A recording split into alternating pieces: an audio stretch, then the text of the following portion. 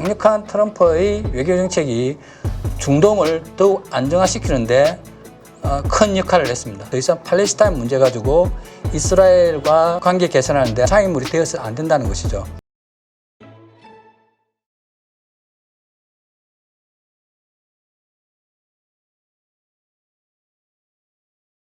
네, 오늘 모신 분은 한국외대 중동연구소 안승훈 교수님이십니다. 안녕하세요. 네, 안녕하세요. 반갑습니다. 네. 자, 일단 지금 이스라엘, 중동이 아주 좀 시끄러운데요. 네네. 그리고 또 많은 분들이 걱정을 하고 있고요. 일단, 하마스, 헤즈볼라, 이란, 네, 지금 이스라엘이 싸우고 있는 상대가 여러 개인 것 같아요. 네네. 일단 왜 이 중동에서 이렇게 다양한 이 세력과 전쟁을 하고 있는지 그 측면을 좀 먼저 설명 좀 해주시죠. 네, 중동 지역은 다른 지역에 비해서 분쟁이 아주 일상화된 지역입니다. 아시아라든지 유럽이라든지 다른 지역에 비해서 중동에서 많은 분쟁이 발생했고요. 이 분쟁 발생 원인에 대해서 많은 학자들이 이야기하고 있습니다.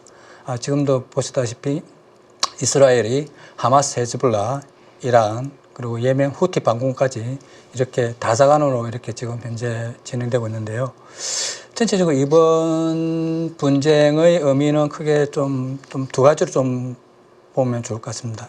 저는 처음으로 제가 생각했을 때는 이 지금의 그 이스라엘과 하마스라든지 헤즈볼라라든지 이란의 분쟁이 새로운 시도로 가기 위한 마지막 단계인지 아니면 새로운 분쟁을 여는 처음 단계인지에 대해서 그 중간에 있는 시기라고 생각합니다.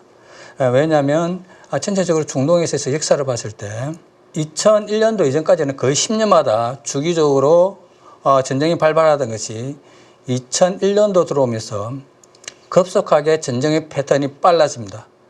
그리고 2003년 이라크 전쟁이 시작되면서 그러고 난 다음에 6년이 지나면서 2011년도에 중동 전 지역에 아랍 민주화라는 대단한 큰 바람이 불어옵니다.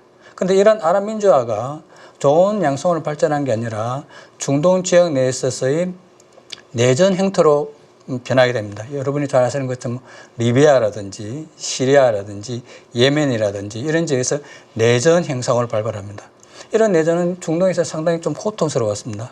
아시는 것처럼 IS라든지 등장해가지고 상당히 비인도적인 방식으로 사람을 집단 살상을 하고요. 2011년도 아랍의 봄이 이제 내전화 현상을 겪으면서 이게 거의 10년 가까이 지속됩니다. 그 10년 가까이 지속되면서 이제 결과물이 어떤 결과물이 나오냐면 아랍의 봄이 민주화로 나가는 것이 아니고 옛날 구체제인 건의체제 정부가 다시 집권하게 됩니다. 쉽게 말하면 순위파를 중심으로 한 건의체제가 다시 복귀되는 거죠. 그래서 학자들은 아랍의 봄을 봄이라 하지 않고 아랍의 겨울이라고 합니다. 그러니까 민주화 운동으로 2011년도 시작된 그 운동이 내전 현상을 거치면서 결국 그 민주적인 정권이 등장한 게 아니라 다시 이집트라든지 시리아라든지 이런 국가들에서 상당히 구체제적인 권위주의 정권이 등장하고요. 두 번째 현상은 어떤 현상이 발생하냐면 이란의 급속한 팽창입니다. 쉽게 말하면 이란은 시아파 맹주이고요. 중동에서 힘의 공백 상태에 발생했을 때 이란은 시리아 내전 때 개입을 합니다. 그리고 2003년 이라크 전쟁이 발발했을 때도 거기도 개입하고요. 레바논 헤즈볼라라든지 이런 강력한 소측 말하는 시리아 벨트를 구축하게 됩니다.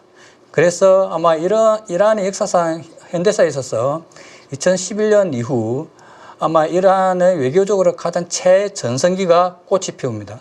그러니까 기존에는 이집트라든지 세속주의 국가 그리고 걸프에 있는 사우디 국가들이 순위 국가라는 강력한 현상 유지 체제가 있었는데 이 현상에 도전하기 위해서 이란은 시아파 벨트를 구축하면서 여기에 도전하게 됩니다. 그리고 10년 동안 또 마지막 하나의 양상을 하는 게 거의 50년 동안 중동의 가장 주요한 분쟁인 팔레스타인 문제가 열애가 됩니다. 소외가 됩니다.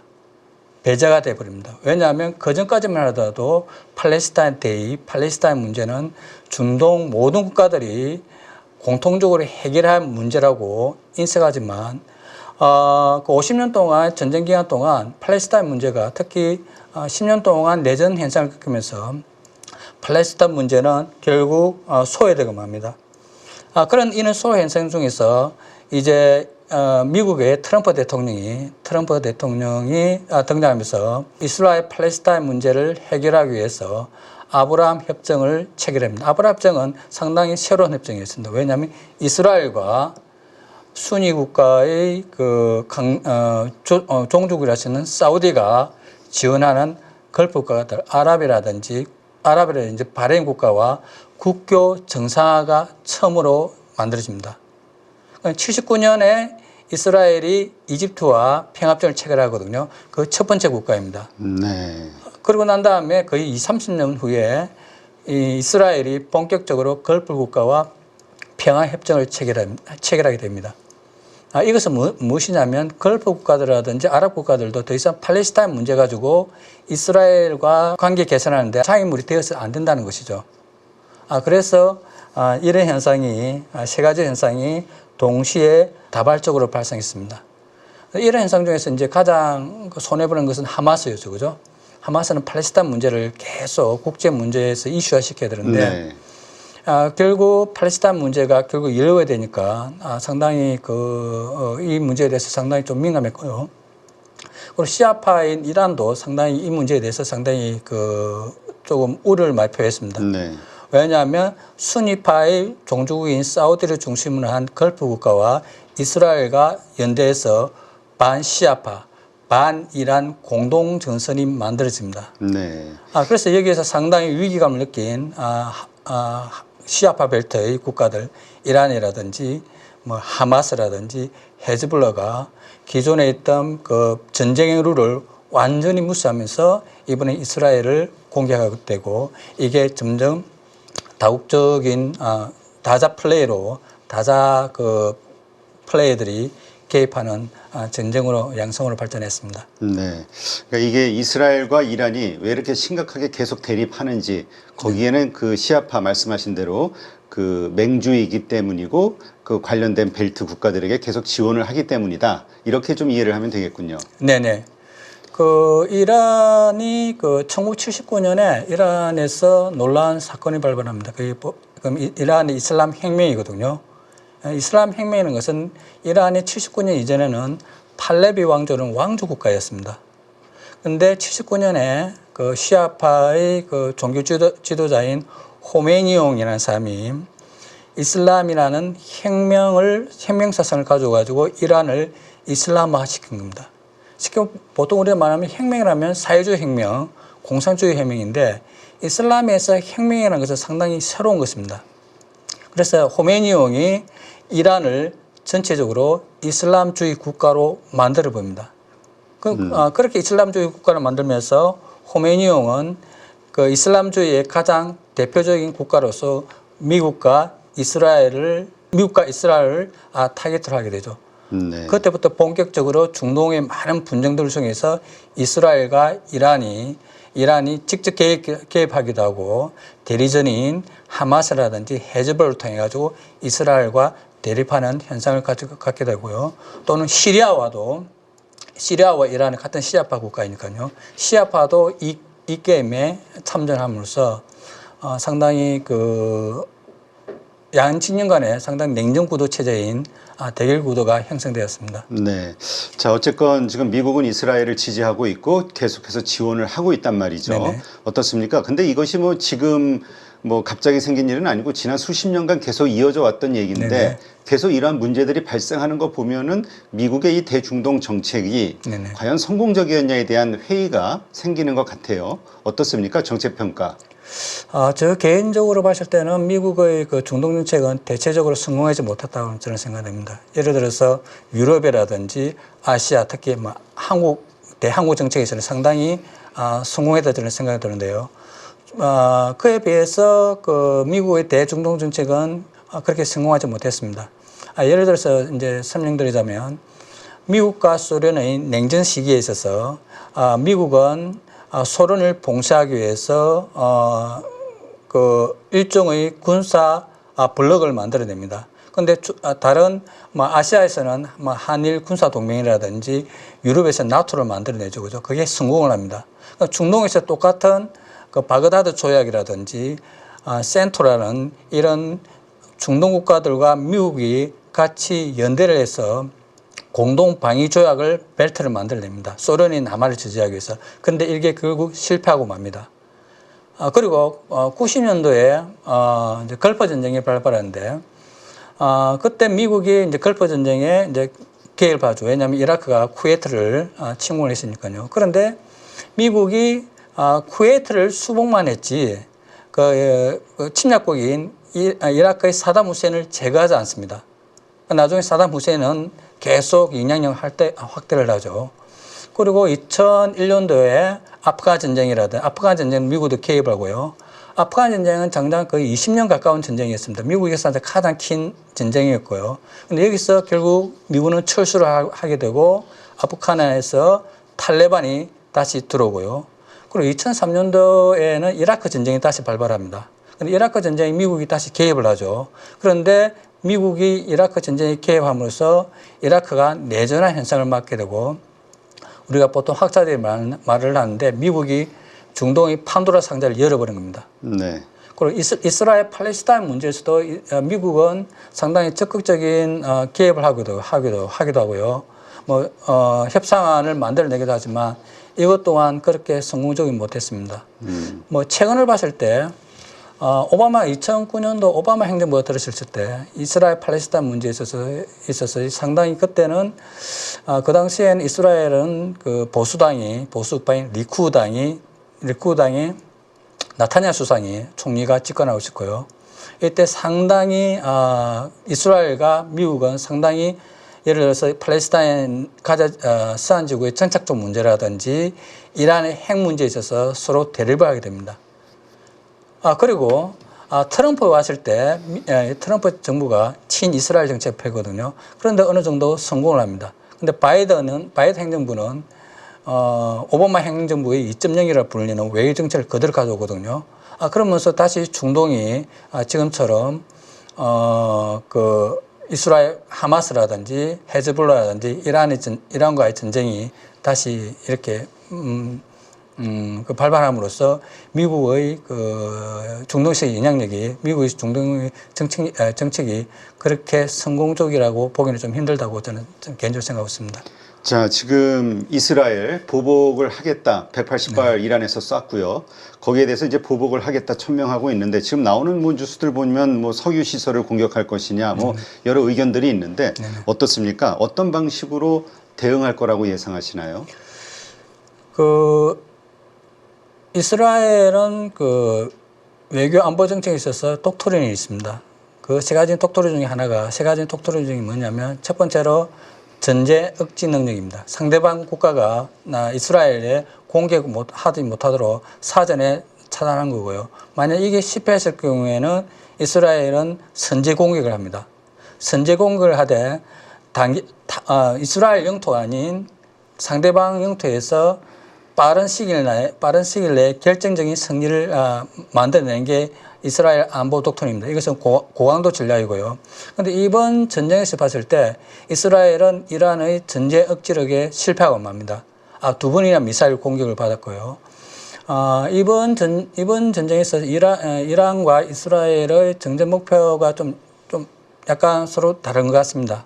뭐 이스라엘 같은 경우에는 이란의 전제 억지력을 회복해야 되고요. 두 번째는 이란이 하마스라든지 헤즈볼라에 대한 지원을 최대한 억제시켜야 되고요. 세 번째는 가장 예민한 문제인데 우리 이스라엘 대응과 관계 문제인데 이란의 핵시설입니다. 이스라엘의 핵무기 문제를 이란의 핵 개발을 저지를 시켜야 되는데 만약 이번에 이스라엘이 이란에 대해서 대응을 할 것인 문제, 수위의 문제에 있어서 가장 강하고 가장 고차원적인 수위는 바로 이란의 핵시설을 공격하는 것입니다. 상당히 위험한 도발이고요. 여기에 대해서 이스라엘은 양분되었습니다. 왜냐하면 이스라엘 내 강경파들, 극우 민족주의 진영에서는 지금까지 이란과 이스라엘은 거의 30년 가까운 분쟁과 대결을 해왔는데 이스라엘의 가자 안보의 위협 요소인 핵 문제를 해결해야 된다는 것입니다. 네. 이전부터 이스라엘은 이란의 핵시설을 타격을 하려고 했거든요. 그런데 지금이 가장 좋은 타이밍이라고 강경파들은 주장하고 있습니다. 그런데 옹호파들은 이에 대해서는 반대고요. 그냥 방금 대표님께서 말씀하셨듯이 부차적인 군사시설이라든지 요인 암살이라든지 상당히 수준이 낮은 공격을 해야 된다는 이런 입장이고요. 아마 이란 같은 경우에는 이번에 그 이스라엘을 두 차례 걸친 미사일 공격을 했는데 본토를 곧바로 공격했습니다. 이것은 이스라엘의 안보 독트린을 완전히 무시한 그런 어떤 전략이었고요. 아마 이란이 이번 전쟁을 통해서 이제 취하려는 목적은 확실히 하마스와 헤즈볼라를 다시 복원시킴으로써 시아파의 벨트를 완전히 강력하게 다시 재구축한다는 것인데 아마 미국 또한 이스라엘이 이란의 핵시설을 공격을 반대하고 있고요. 그래서 아마 방금 대표님께서 말씀하시는 것 같이 아마 군수시설이라든지 왜냐하면 서로 전쟁도 비례 대칭적으로 전쟁을 해야 되거든요. 이란이 이스라엘의 핵기지를 공격하지 않듯이 이스라엘은 이란의 핵시설을 공격하지 않고 서로 비례 대칭적인 상태로 진행되어야 된다는 게 바이든 행정부의 주장이고요. 그래서 아마 직접적인 핵시설 타격은 없지 않고 그에 상하는 아마 액션을 취하지 않을까 하는 게 제 생각입니다. 네. 자, 일단 지금 뉴스를 보면은 이제 헤즈볼라하고 네네. 이제 지금 레바논에서 지상전 하고 있죠. 네네. 지금 엄청나게 좀 피해가 커질 것으로 예상이 되고 있는데 네네. 어떻습니까? 계속해서 수장을 암살하고 또 다음 수장도 지금 암살하기 위해서 계속 폭격을 하고 있다 이런 뉴스들이 나오고 있는데 이렇게 헤즈볼라 조직 이번에 완전히 좀 타격을 크게 받는 건가요? 그리고 그렇게 하는 데에는 이 모사드라고 하나요? 이스라엘의 그 정보력이 도대체 얼마나 크길래 이렇게 잘 쪽집게처럼 찾아내는지 그것도 참 신기하긴 하더라고요. 저 개인적 생각으로는 이란이 이스라엘 날 잡았다는 걸 보통 있죠, 그죠? 이제 파티가 시작되었다는 아마 그런 생각인 것 같습니다. 왜냐하면 지난 30년 동안 하마스가 창립된 지가 이제 89년도 만들어졌고요.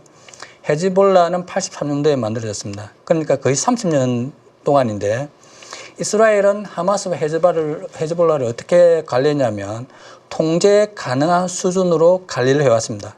쉽게 말하면 하마스라든지 헤즈볼라가 이스라엘을 공격하되 그 공격은 이스라엘이 저지할 수 있고 통제 가능한 수준으로 이스라엘은 저강도 전략을 해왔고요. 그건 상당히 효과적이었습니다. 상당히 효과적이었고 상당히 성공적이었습니다. 그런데 이런 이스라엘의 정통적인 게임 룰을 하마스가 작년 10월 7일이죠. 딱 1년 됐는데요. 이 룰을 완전히 깨버립니다. 민간인 1200명의 민간인을 대량 살상해버리죠. 그렇지 이스라엘은 이 타이밍에 이제 하마스와 헤즈볼라를 완전 제거는 힘들 것입니다. 왜냐하면 30년 동안 구축해 놓은 조직 인프라가 있기 때문에 그 조직 자체를 완전히 박멸한다는 건 거의 불가능하고요. 그런데 지금보다 향후 10년 내지 30년 이상 하마스가 헤즈볼라가 무력 활동을 할 수 없을 정도의 상당히 깊고 계획적이고 세밀하고 특히 특정 타겟, 쉽게 말하면 핵심 지도자층, 중간 조직층, 이 조직을 붕괴시킴으로써 이스라엘은 상당히 많은 준비를 해왔다고 저는 생각합니다. 특히 2006년도 같은 경우에 레바논에서 제2차 레바논 전쟁이 발발하거든요. 그때 이스라엘의 군인 2명이 헤즈볼라에 의해서 납치가 됩니다. 납치가 됐는데 이스라엘이 이 2명 군인을 구출하기 위해서 지상군을 파견합니다. 그런데 여기서 헤즈볼라와 싸움에서 져버립니다.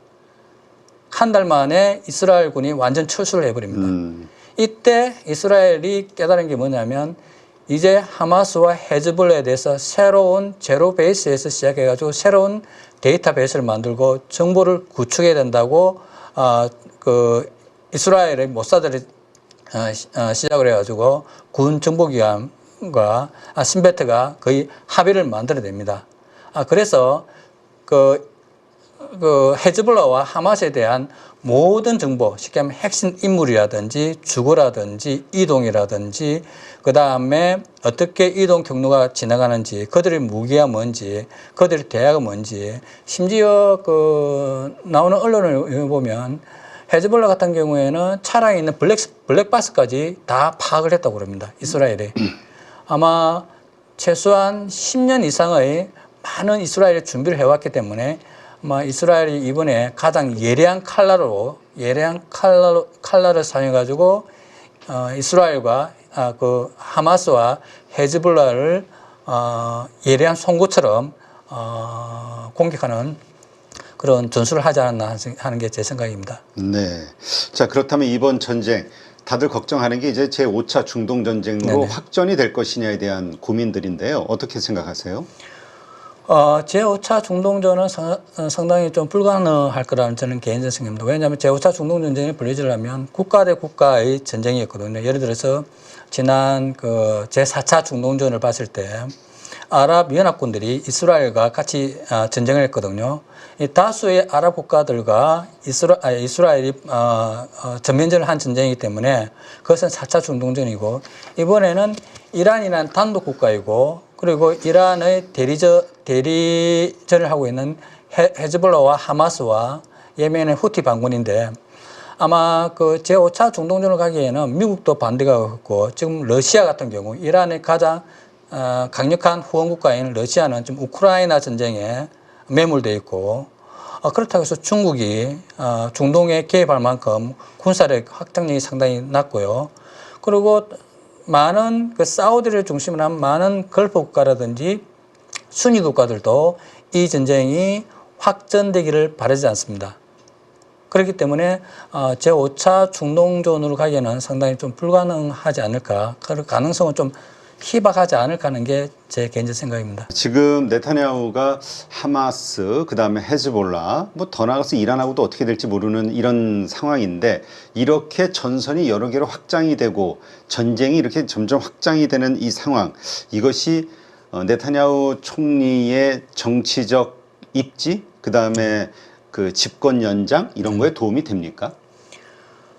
그거는 좀 더 다르게 좀 봐야 할 문제인데요. 그 하마스와 헤즈볼라와 이란의 문제는 어쨌든 이란이 극복해야 할 문제이고, 이란이 대면해야 할 문제입니다.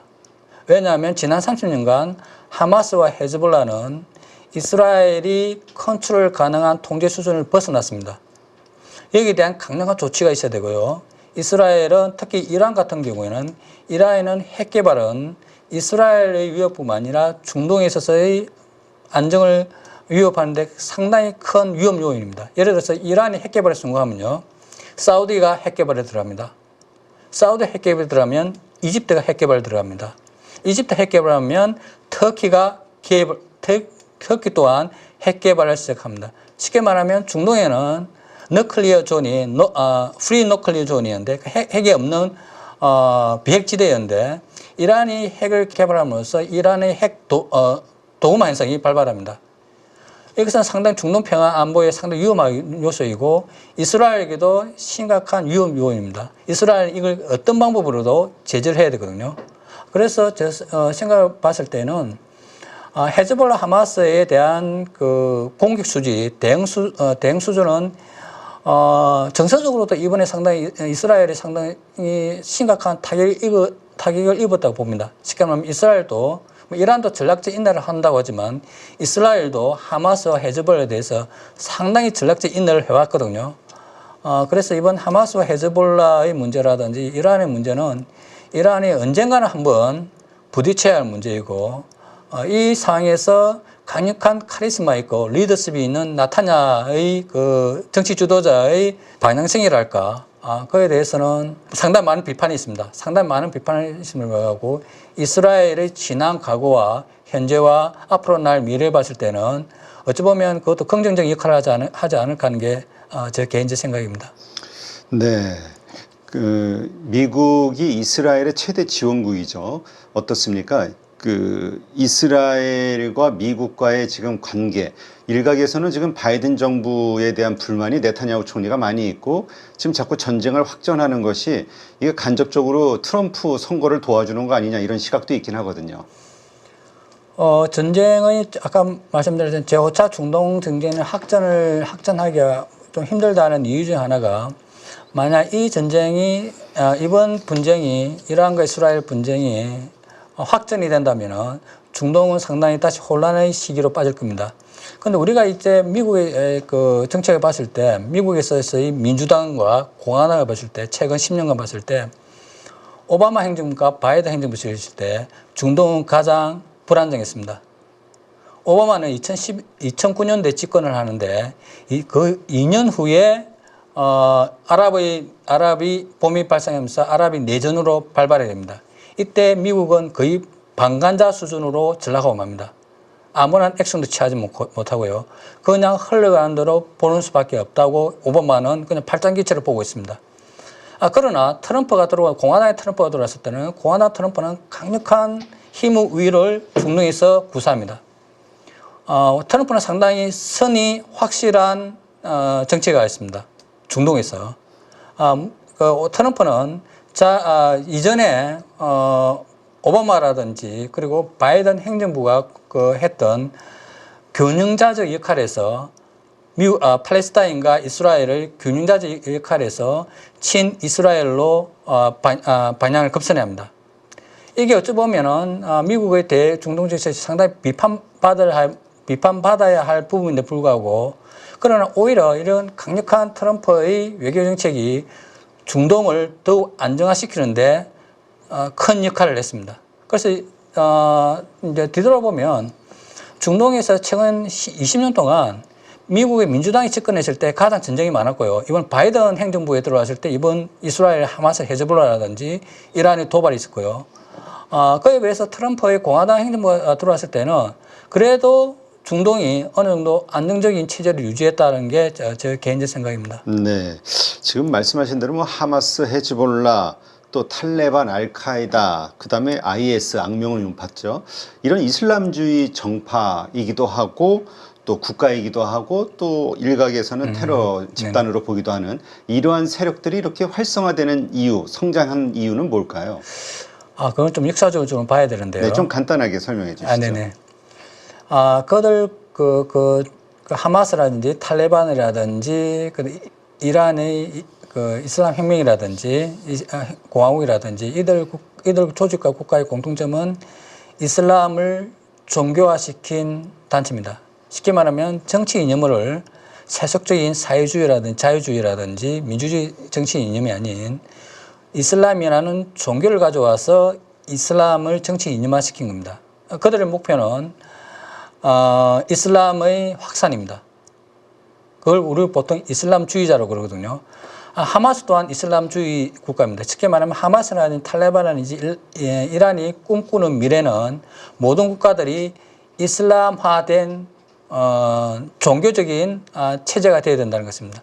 이것은 우리 현재 21세기 도저히 맞지 않는 하나의 흐름이고요. 근데 이게 중동에서 상당히 성공하고 맙니다. 상당히 비극적 현상이고요. 왜냐하면 유럽 같은 경우에는 종교 개혁을 통해 가지고 국가와 종교가 분리를 경험하게 됩니다.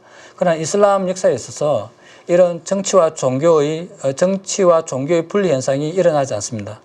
그래서 이슬람주의 이념은 나중에 미국이라든지 부패한 세속주의 정권에 대한 대항 이념으로서 등장하게 됩니다. 그래서 지금 보시는 것처럼 하마스라든지 헤즈볼라라든지 탈레반이라든지 이런 이슬람주의 조직들이나 단체들은 상당히 기존 정권에 대해서 기존 레짐에 대해서 상당히 저항적이고 도전적으로 지금 활동하고 있습니다. 네, 하여튼 중동 문제는 수십 년 전서부터 계속 그 세계의 어떤 커다란 리스크를 떠안은 그런 지역으로서 계속 떠오르고 있는데 하여튼 끝이 없는 것 같습니다. 네, 여기에는 뭐 종교 문제까지 또 국가 간의 이해관계 여러 가지가 얽혀 있어서 참 쉬운 문제가 아닌데 하여튼 아까 말씀하신 대로 이것이 5차 중동전쟁으로 확장되기는 좀 어려울 것이다. 네, 이 말씀 예상이긴 합니다만 네, 이렇게 좀 수습이 되었으면 좋겠다는 생각 해봅니다. 워낙 많은 피해자들 그리고 또 그로 인한 글로벌 경제의 그 불확실성이 너무 커지다 보니까 네, 그런 바람이 자꾸 생기네요. 네, 오늘 한국외대 중동연구소 안승훈 교수님 모시고 말씀을 나눴고요. 오늘 좋은 인사이트 고맙습니다. 네, 감사합니다. 금리 인하는 우리에게는 기회입니다. 돈을 벌 수 있는 기회죠. 우리 포트폴리오에는 변화되는 주도주를 가지고 올 수 있게 하겠습니다. 일각에서는 그런 얘기들을 많이 하세요. 주도주 같은 경우가 뭐 천차만별로 이렇게 왔다 갔다 하는데 실제 이게 뭐 우리 포트에 가지고 올 수 있냐? 누구나 할 수 있습니다. 기초 VOD 강의가 먼저 진행되고요. 주 2회 라이브를 통해서 지금 변화되는 시장에서 바로 수익을 볼 수 있게 종목들을 추려서 진행을 할 예정이고요. 함께 돈을 벌기 위해서 준비했습니다. 저와 함께라면 충분히 가능하다는 말씀을 드립니다.